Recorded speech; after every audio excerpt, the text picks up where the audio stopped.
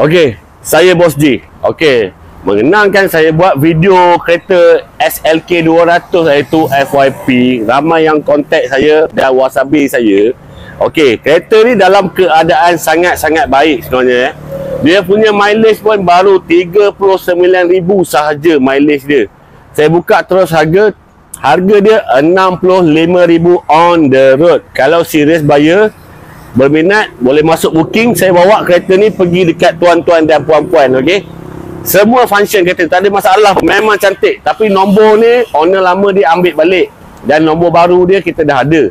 Cuma berminat boleh je saya send sekali dengan nombor baru dia lah.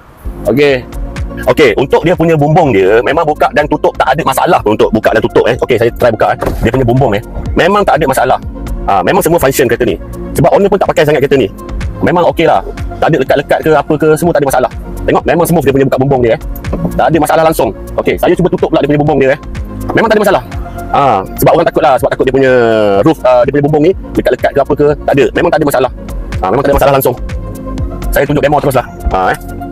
Okey, ni daripada belakang dia lah. Kalau kita buka dia punya bonnet dia, luas juga dia punya bonnet. Okey, cameraman. Masih boleh letak barang Masih boleh letak barang lagi dalam ni, luas lagi Alright.